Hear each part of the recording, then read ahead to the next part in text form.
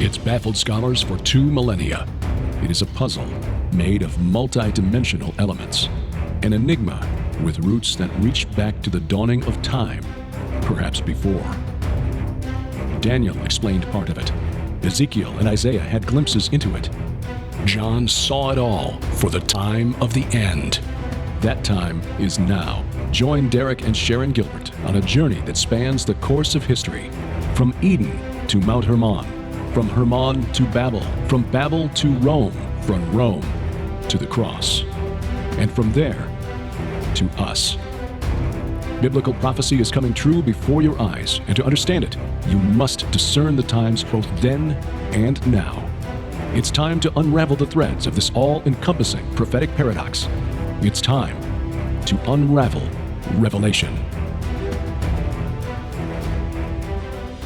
Continuing with the 2 witnesses, welcome to Unraveling Revelation from Skywatch TV. I'm Derek Gilbert. I am Sharon Gilbert, and we are welcoming you to our G1 studio, where we've been working for some time. Yes, enjoying working from home. This is truly a blessing. And God provided a home which had a sitting room off of our master bedroom. We had no idea what to do with it. Well, this We've turned about half of our house into a studio, office, podcast, something of some kind, and eventually we're going to take over the rest of it. That's our goal. And then when we get done with this, we got an outbuilding that we have just right now is just overflow of things we didn't know where to put. Anyway, well, welcome back to the program. Do not adjust the color on your set. My face really is this red today. Oh, he was out in the sun yesterday. Didn't realize that when you think that you're in the shade, you can still get some sun. But we're grateful for it and praying that this summer allows for more travel and freedom of movement than we had last year. And more sunshine for everybody, because that's very, very healthy for you. Amen. Amen. Well, we had planned to continue in Revelation 11 today, and as often happens as we're doing some reading and study, we wind up detouring into other areas of study.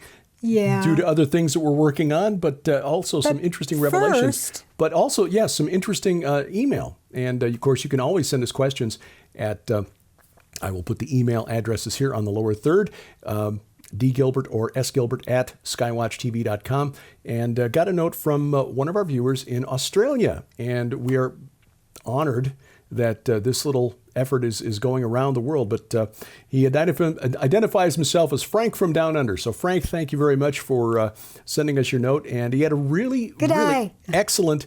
That's a terrible Aussie accent. We Americans, everyone can do American accents. We can't do anything. I know, we can't. Although you do a good Scot. But Frank asked a really good question based on the writings of the 1st century Jewish historian Josephus, who took part in the Great Jewish Revolt of the year 63, I believe it was, somewhere 67, thereabouts, 63 to 67, which resulted in the destruction of Jerusalem and eventually the fall of Masada, which was... was that Bar Kokhba or was that later? Bar Kokhba was in 132 AD. That's what I thought. Yeah. Okay. So Josephus took part in this. He wound up becoming a friend of the Emperor Vespasian and wound up settling in Rome and took his nomen, Flavius, as his own surname and wrote a lot of what we know about 1st century history in and around the Holy Land. And he wrote, one of his works is called Antiquities of the Jews. And in Book 4 of Antiquities of the Jews, Section 8, verse 48, he writes this about what we had been reading about Moses at the end of his life. Last week we talked about Moses and Elijah and the reasons we believe that those are the 2 witnesses of Revelation 11. So Frank noticed this too. Frank noticed this. Good, Frank. And Good on you. And he notes that Josephus wrote, "Now as he went thence, Moses, to the place where he was to vanish out of their sight, they all followed after him weeping, but Moses beckoned with his hand to those that were remote from him and bade them stay behind in quiet while he exhorted those that were near to him that they would not render his departure so lamentable." Now skipping down, now as soon as they were come to the mountain called Avarim, which means travelers, this is Mount Nebo. Yeah, we've talked about this a lot, written about it a lot. Yes. He dismissed the Senate, which is the term he used for the elders of Israel, because that's a term that his Roman readers would have understood. Because he wrote this to the Romans. Right, so they would better understand his people, the Jews. And as he was going to embrace Eleazar and Joshua, Eleazar the son of Aaron, who was designated high priest upon Aaron's death, and as he was still discoursing from them, a cloud stood over him on the sudden, and he disappeared in a certain valley, although he wrote in the holy books that he died, which was done out of fear, lest they should venture to say that because of his extraordinary virtue, he went to God. So Frank's question was, how then can we say that Moses he was buried because Josephus recorded that he was just basically caught up in a cloud? Well, Frank, that's a really good question, but we have to address it this way. We see in Deuteronomy that it's recorded that Moses was buried somewhere in the plains of Moab, but no one knows exactly where. This may relate to that, but we also see, as we mentioned, Jude in his epistle recording the strange incident of Satan contending with the archangel Michael for the body of Moses. Now, presumably, writing under the Holy Spirit, Jude had his facts straight. And if he's asking about a body, yes, it implies there was a death. Exactly. So that's how we address this. Bear in mind that Josephus was writing 1,400 years after the events that took place. And there were a lot of traditions that accrued in among Judaic religious scholars during those 1,400 years, especially during the time in Babylon. And when we think about it in our terms, how many of us could accurately report history from 1,400 years ago? How many of us knew what our ancestors were doing in the year 600 AD? We don't know history from 14 months ago. Exactly. Yes, we tend to forget that. So again, Frank, thank you very much for your note. Very thoughtful question. Yeah. But yes, we understand that there are debates that continue to this day, and they've been ongoing for 2,000 years. Is it Moses and Elijah? Is it Enoch and Elijah? Could John the Baptist be one of? Well, let me tell you an interesting little sideline. We love to follow bunny trails here in this house. And when I got up this morning, we're recording this on Sunday, May the 3rd? 2nd. Yeah, you had said 3rd earlier, and I thought because that's tomorrow. Sound right. Yeah. But today, we're recording this on May the 2nd, and there was just a terrible, terrible event that occurred in Israel on Mount Meron, and a number of people were killed. They were trampled. There was something that caused a huge rush for the exits during this festival, and it was a very narrow corridor to escape. And I'll just actually turn over to this camera, make your life easier. That's why it's there. Very narrow corridor to allow people to exit safely, but because people were trying to get through quickly, and there were about, some sources say, 100,000 people there, families. And so there were children involved, families who were trying to keep their kids with them. The place on Mount Meron, it's a festival area that is designed to hold 10,000 people. So you can imagine what this was like.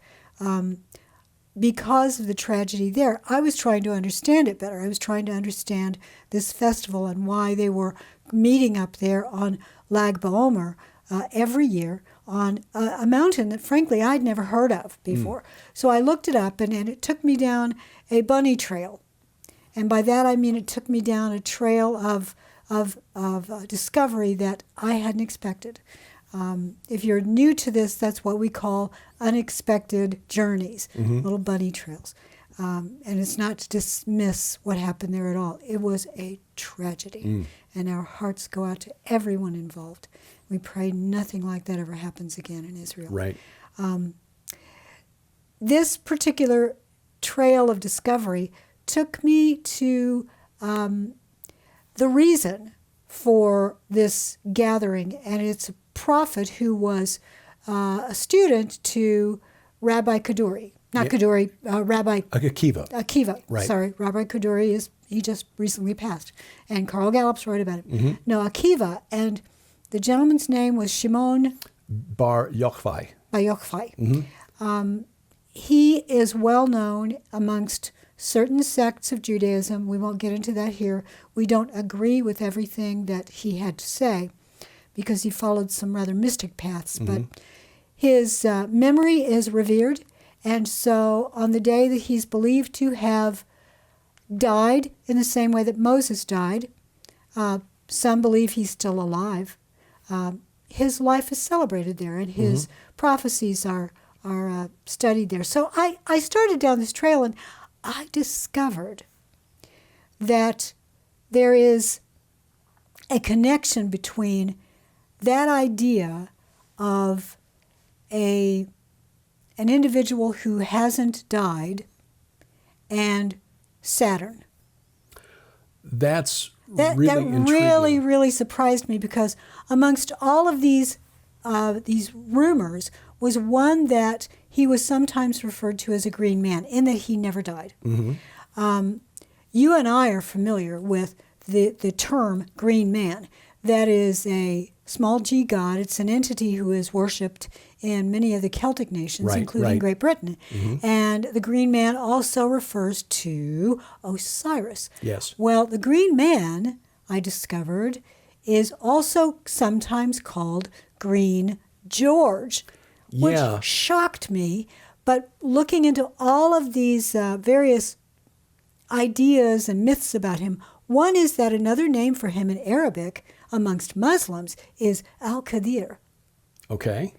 This entity is called, he is dressed in green. Mm-hmm.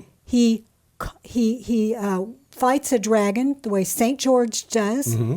Green George, he's called in Austria and other areas, but we're talking about St. George. We've all heard, if you've seen the movie Henry V or any of these Shakespeare plays, they always, for England, the king, and St. George, or something like that. Well, mm-hmm. St. George is the patron saint of England, and he's said to have slayed a dragon.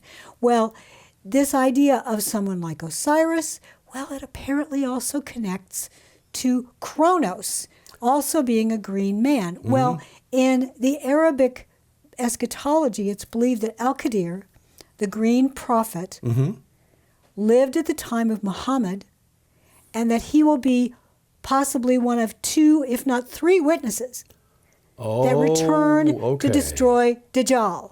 Okay, all right. Now we get into some. Now we're getting into the connection with the witnesses. Into this, exactly. Well, this is really intriguing, because this is information I did not come across when I was researching the book Bad Moon Rising. Al-Khadir and most of Muslim eschatology, in fact, almost all of Muslim eschatology, is outside the Quran. They don't have anything in there about the Mahdi or the Dajjal. No. Very little about Isa, their conception of Jesus.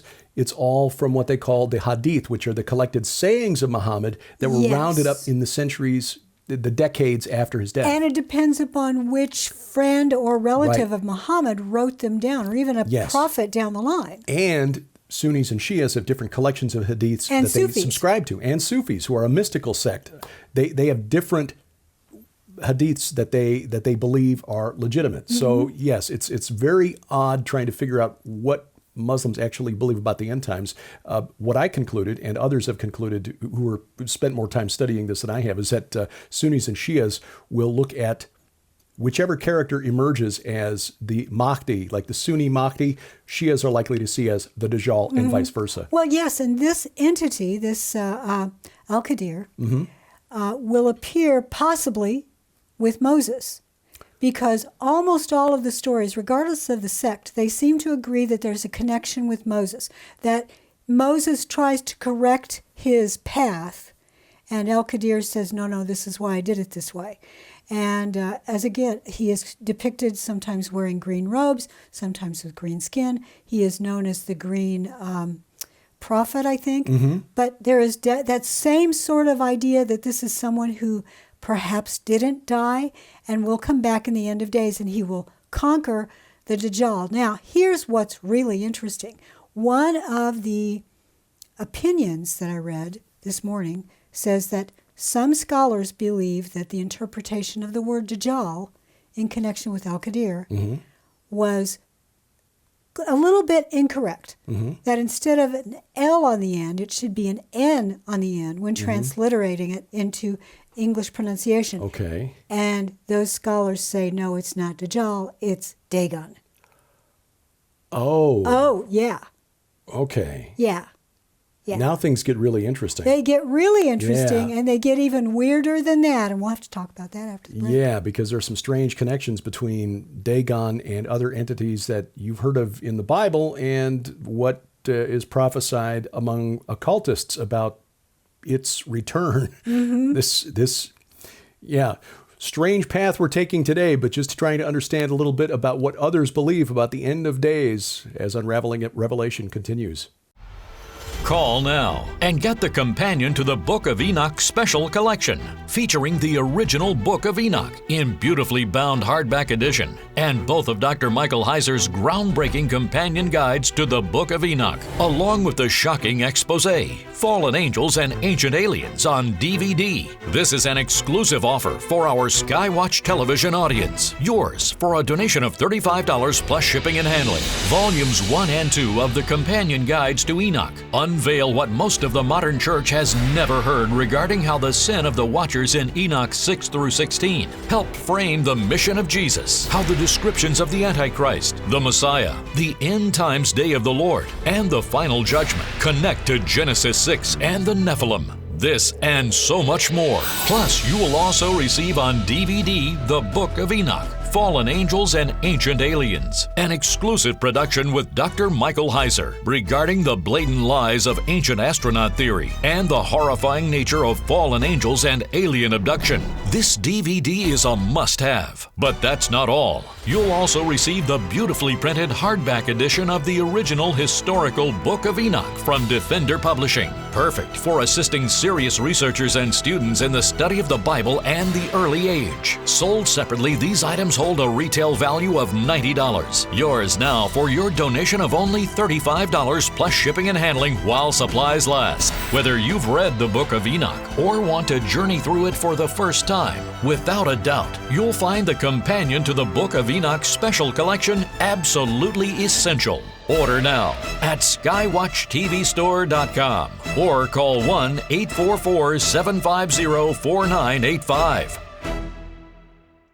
Welcome back to Unraveling Revelation from Skywatch TV. I'm Derek Gilbert. I'm Sharon Gilbert, and those of you who are really, good about noticing changes on our set, first of all, we have some new lights. Yeah. We're getting even more new lights for the corners. We've got these.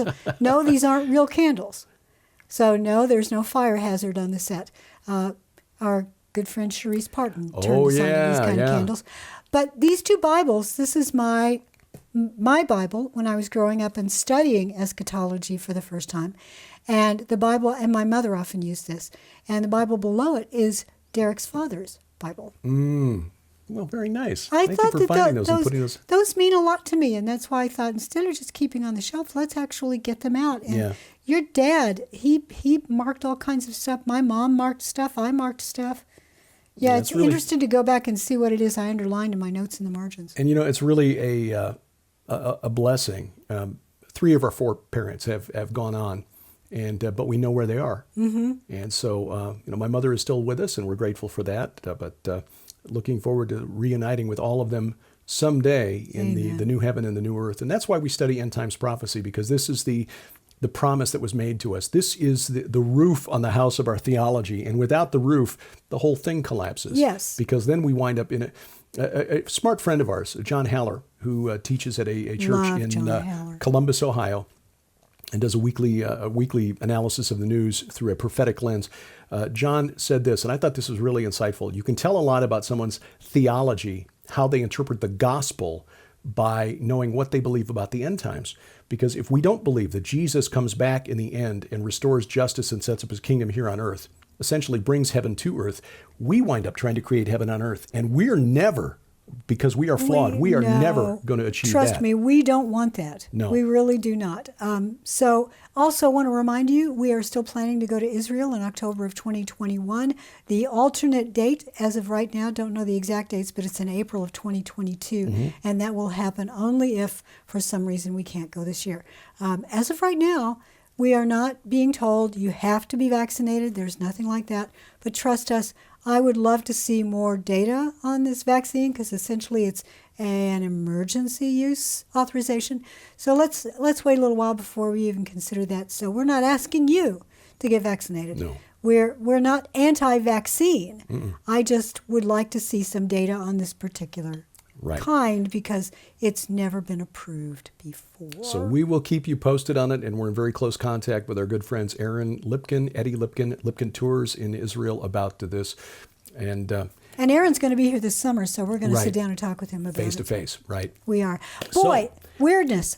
Green George. Green George and this idea of a returning character who is identified with Elijah. And of course, we know that the Jews always set a place at the Passover meal for Elijah. Yes. Now, let me tell you really quickly how I got to Green George in the first place from studying Mount Melon.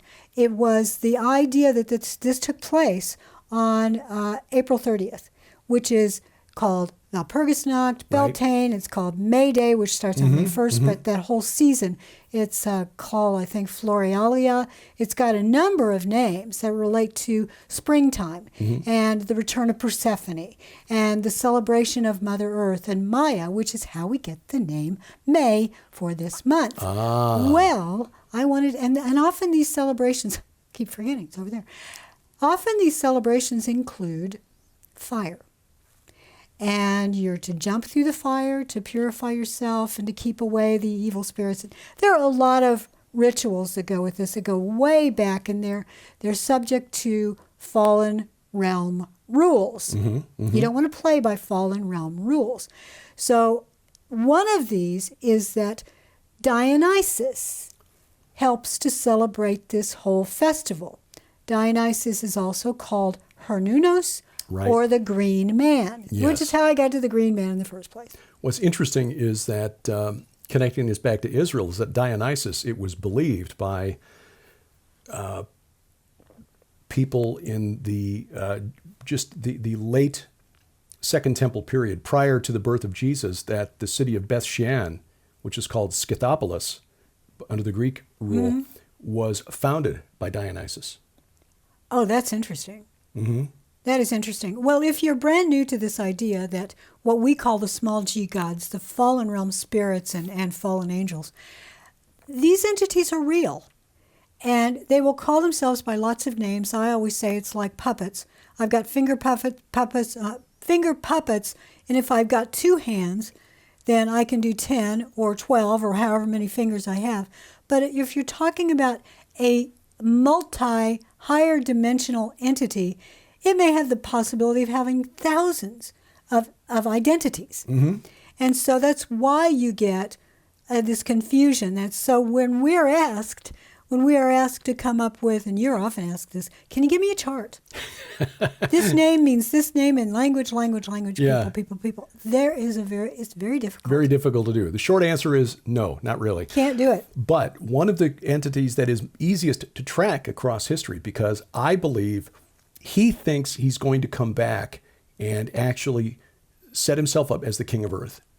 In fact, I'm going to argue in my forthcoming book, Saturn's Reign, and you can guess by the title of the book who I'm talking about here. Saturn and the title of the book. And this is how we get to Saturn that I teased earlier. Saturn is I'm going to argue in this book, is to be identified with a number of gods of the ancient world. And this is pretty clearly documented. And, I've got tons of footnotes showing the original sources that Saturn was Kronos of the Greeks. That's pretty easy to establish. Baal-Hamon of the Phoenicians, again, easy to establish. Also, El of the Canaanites, Dagon of the Philistines and of the Amorites who lived along the Euphrates River, Enlil of Sumer, also a god called Kumarbi, worshipped by the Hurrians and the Hittites. And thanks to your pointing me toward the research at the ancient site, or the site of ancient Urkesh, this takes the worship of this entity all the way back to the plains of Ararat shortly after the flood of Noah. Yes, exactly. We're talking prehistory now. I identify him in the book as the chief of the Watchers, Shemiyaza, who descended to Mount Hermon and made a mutual pact with his 200 colleagues to corrupt humanity by taking human wives and fathering children who became the Nephilim, the giants of the pre-flood era, who the Jews of the Second Temple period and the early church were in universal agreement, until Augustine came along in the early 5th century, that they were the source of demons that plague the world to this day, that the angels who sinned fathered these children, their spirits continued after the flood to wander the earth and torment humanity. So you've got that connection. I'm also going to argue in this book that this entity is to be identified as the destroyer, Apollyon or Abaddon, of Revelation 9, who emerges because he's the king of those in the pit, the king over those in the abyss, the chief of the watchers, now in Tartarus, released for a short season. This entity is also Molech, Milcom of the Ammonites. That's just an epithet that means king. This entity believes that he is the ruler of earth, apparently. I'm arguing in the book that he may, in fact, be more powerful than Satan, or at least thinks he is. Yeah, well, within the fallen realm, I don't think they get along very well. No more so than politicians, even within the same political party. Yeah. So there is a lot to cover here. But what we're talking about today is false information. Yes. That's been spread by... Fake news. Right. So the expectation that witnesses will arrive, the expectation amongst a variety of belief systems, thinking that when Elijah arrives, that is their eschatology being fulfilled. Right. If Moses arrives, that is their eschatology being fulfilled. That's right. If, say, John the Baptist arrives, that's another... We don't know exactly who's going to come, but I think that going down this unexpected journey, that it's probably Moses and Elijah. Yes. And when they arrive, they are going to appear to fulfill a number of things. In fact, one of the ways that al-Khadir defeats the Dajjal is to use his staff, throw it down, and it becomes a serpent.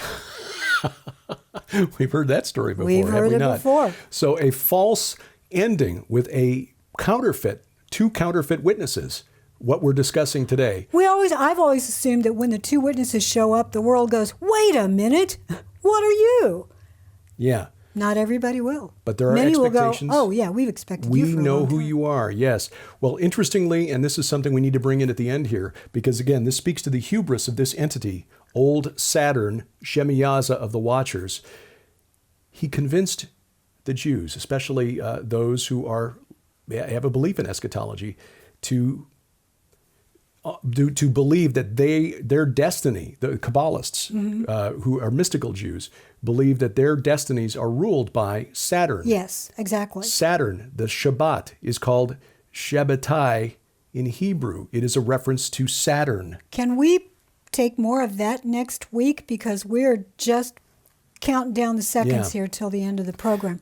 But think about that, the hubris of this entity in managing to convince God's chosen people, the Israelites and the Jews, to then name, and of course the Romans were happy to do this too, to name the day of the Sabbath Saturn's Day. Exactly. And Saturday. Now, picture Saturn and Jupiter in conjunction. December 21st of 2020, it happened. It happened. Yeah. And it was many made a big deal out of it. Yeah, and of course they called it the Christmas star. Again, another blasphemous The anointing characterization. Yes, exactly. Yeah, exactly. And the entry fully into the age of Aquarius. Our true Lord is coming back soon. Amen. Praise God. Hallelujah. That's why we do this study, and we thank you for watching. This is Unraveling Revelation from Skywatch TV. Unraveling Revelation is part of Skywatch TV, a viewer-supported ministry. To learn more about Skywatch TV and the work of our sister ministry, Whispering Ponies Ranch, please visit our website, skywatchtv.com. And please join us for our weekly study of the Bible, verse by verse in chronological order, online at gilberthouse.org.